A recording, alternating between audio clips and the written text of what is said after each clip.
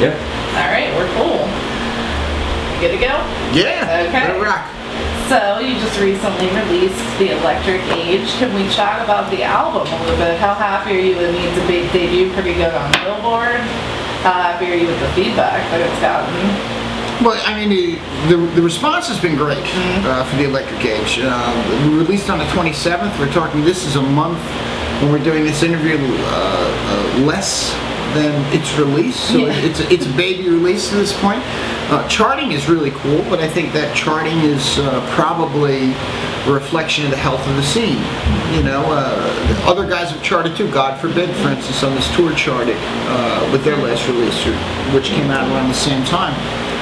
But I think the proving ground is after this interview, and that's live. That's, you know, where these songs really, I don't know, where they get their bones.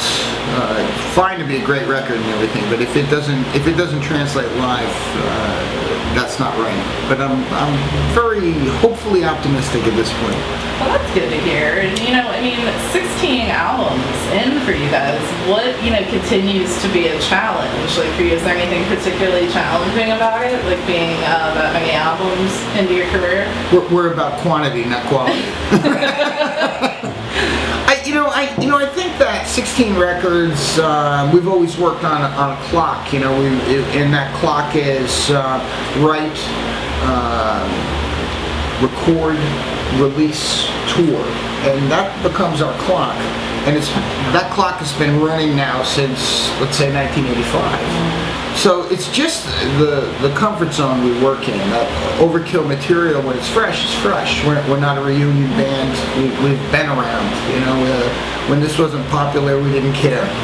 So, which is kind of cool, I guess, about it. And I think that having that amount of releases, I think that really what it says is that this is, I suppose, about our commitment and our love of what we do. I mean, this is, you know, we're obviously not getting rich.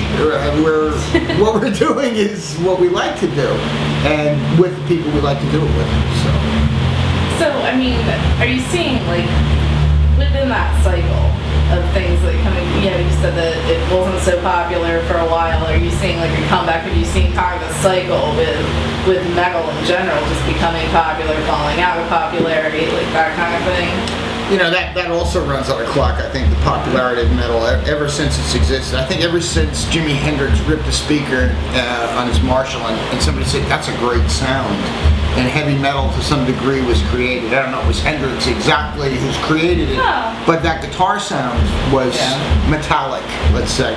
And I think that, you know, we're really talking about 50 years ago now. And I think its popularity has... it's like an ebb and flow, it goes back and forth. I think right now the scene is very healthy, and I think one of the things that we've done, or we've learned from being around this amount of time, is exploit it and jump all over it. Let's fuck it!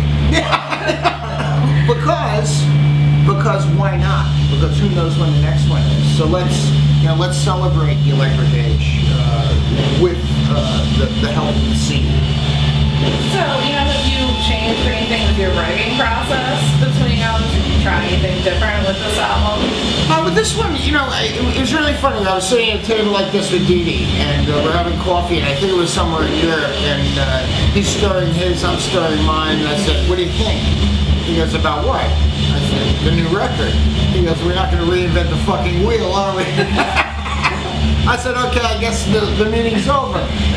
So there really wasn't. There was, you know, what we've adapted to over probably the last decade and a half is the combination of how we learned this, and that's being in a room with our amplifiers on and making sure that we can hear each other and make music and sweating it, and combining that now with technology of, you know, being able to record something in my basement that I send to Dee, Dave, Derek, and Ron, so that they're immediately aware of what that new idea is, and then a new idea comes back to me. So it's a combination of the both. And I think it's really worked for us, and it's not broken over these last two records, so we're not trying to fix it. Yeah, of course. I mean, you can get that immediate feedback from people within like seconds of sending things back and forth. So. Yeah, and it's a beautiful thing, you know, to some degree. So how have you guys embraced social media as a tool? I mean, I'm sure you've witnessed that rise up to be the forefront of how we share music and learn about music? Have you guys embraced that as a tool yet? Well, with regard to the band we do, personally, I can't tweet. I twat occasionally. But tweeting is just not my thing, and I really don't care, if somebody's baby took their first steps. I mean, if they can't call me on the phone and tell me, I'm not that close to them. So, I think to some degree social media irritates me, but that's because, honestly, of my age, nothing else. I mean, but it's one of the reasons Overkill has longevity is that we learned how to shake hands. Yeah. We learned how to put flyers under windshield wipers and on telephone poles and tap people on the shoulder and go, here's another press kit, here's another press kit, your band sucks, here's another press kit, and it was a different way of learning, and I think that we've incorporated both, and we do have Twitter accounts and Facebook accounts, but they're run by people who more so understand them and are not as irritated as easily as us. Well, I don't think younger bands even understand how much legwork used to go into promotion, and people would be, like you said, putting flyers under windshield wipers. Sure. Even as far as using payphones to set up interviews, all kinds of things. We were tape trading to European magazines back in the 80s. I remember that one of the biggest clubs in New York was called L'Amour, and they opened a club called L'Amour East in Queens. So L'Amour was in Brooklyn, L'Amour East was in Queens, and it was owned by two brothers. They were the biggest partners in it. We knew who they were, and we used to hit them with press kits every weekend. And it was my turn. I was in L'Amour East, and I walked up and I said, Mr. So-and-so, I'm Bobby Blitz from Overkill, and I have a press kit for you. He goes, I know who you are, kid. You're a nice kid. Your band sucks. Oh my God. 2 years later, they were managing us. Wow. Because we were selling their club out. And he gave me a gig, or us a gig, with regard to tenacity.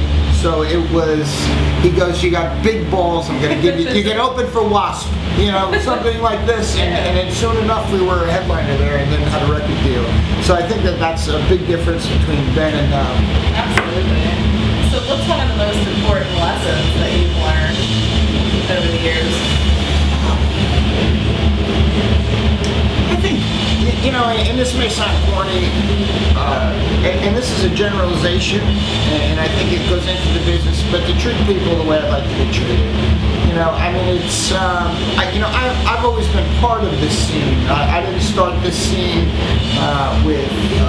or my place in this scene with any aspirations of greatness. I started into this scene by wanting to be part of it. I was a fan before I was a singer.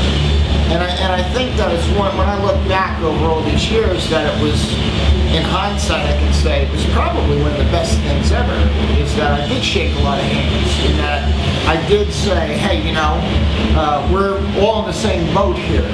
And it's funny, we just charted on Billboard like you talked about, and it was a nice spot that we had, and it shows that there's still some punch here.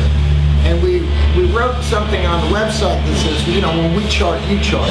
It's really that simple, and I think it's always kind of been our attitude. It's something that I've learned and kept with me over the course of these decades.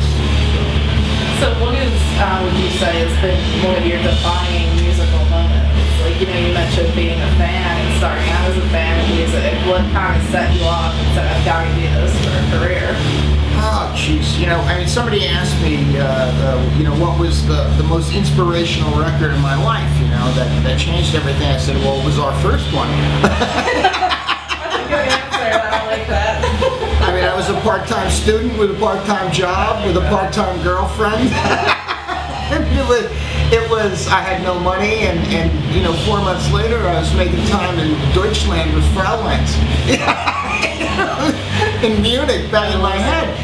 This is like, talk about inspirational. It was a dream come true, and it exceeded any of the expectations that I had up to that point, and so I think that was probably a defining moment. My my father didn't think very much of it at the time, but supported me regardless. But this is, that's where it kind of all began for me. And prior to that, it was, I didn't know. I didn't know what I wanted to do. I knew I was attracted to all this stuff, but didn't know how I'd fit into it. So, being that I'm female, I have to ask the question about your chocolate shop and how that's going. Yeah. No, it's cool. My wife just had, she just told me last night, she said, I just read a quote by Mel Gibson. He said, what women want is somewhere between a good conversation and a great piece of chocolate. I could not agree more. And there's this is something that we've cross-marketed now since we've opened it, and it's funny how the scene has changed because so many people actually who are into the metal scene migrate to this chocolate shop. Yeah, we actually do. My wife and I actually did a full 3-page spread for Sweden Rock magazine while we were on a 70,000 tons of metal cruise. With this full photo shoot, and half the interview was with me and half was with her. And that's, I think, because this has changed. When this started, metalheads were, students. They were working part-time at a gas station, taking courses at night, or they were a full-time mechanic. And it's changed. It's been decades. There's doctors and lawyers and accountants and mechanics and day laborers and unemployed. It's eclectic, and I think that's why the chocolate shop works with regard to this. People say, hey, I'm curious. Let's see what Bobby. I like Bobby's music. Let's see what Chocolaterie has to offer.